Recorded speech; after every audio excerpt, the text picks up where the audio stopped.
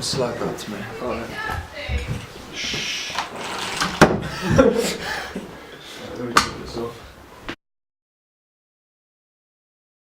This is Aidan R. Heron, and you're watching Property Geek TV, episode 17.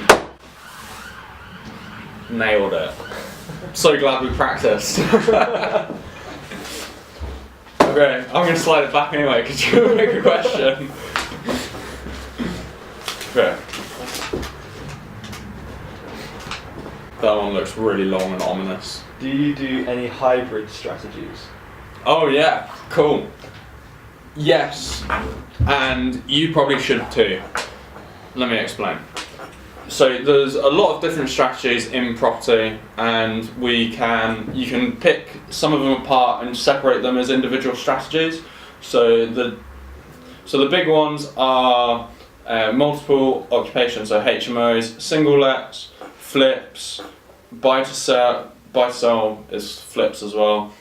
Commercial stuff, so new builds, commercial conversions, and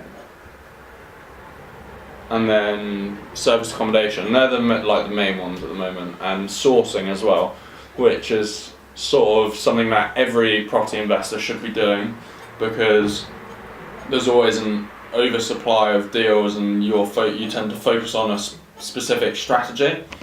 But the problem is that each of those strategies are kind of independent of one another, but you can see ways to fit them together, and if you can fit them together, you're creating your own niche for property investing, which gives you an edge over everybody else going for finance, trying to raise finance and things like that. So something you could do potentially, we're looking at the moment, is some commercial conversions into service accommodation units. You could then sell the service accommodation, I know someone that's doing this, sell the service accommodation units back to an investor and get paid that way, and then you've got paid that way, and then you do a rent to rent back off them, so that you're making money on the rent to rent, because then you do service accommodation. It seems like a lot of effort, right? But what you're doing is, because it seems like a lot of effort, because you're buying the big block, then you're developing it, then you're selling it, and then you're renting it back. Why not just buy it, develop it, and rent it?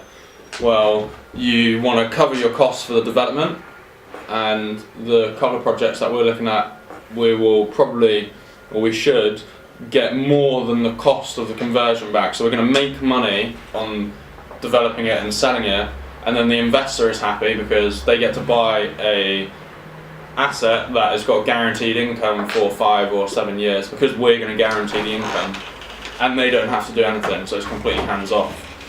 There are lots of ways you can do massive hybrid strategies, and I definitely recommend it, and it's something we're looking at all the time, isn't it? Yeah. Looking very dapper today. Always dapper.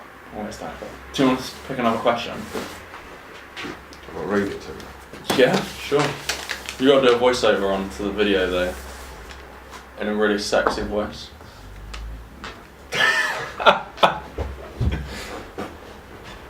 How much to invest in renovation? I don't know. It depends on what you're renovating it to. It really does depend. Wherever you are in the market, wherever you are in the country, whatever type of property investment you're doing will determine how much you need to put into the renovation. Look for things like, is it cosmetic or does it need structural work? If it's signs of damp, then there's going to be a large cost associated with that. If the roof is in a bad condition, you might need to replace the roof. That will come at a cost.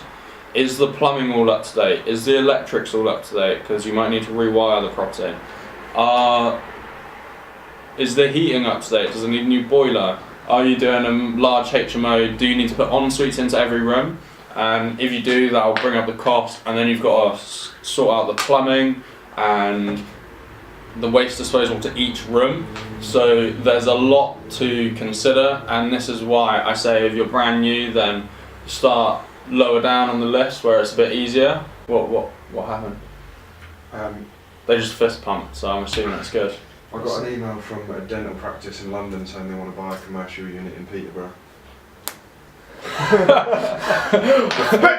Respect her! I don't even remember where I was.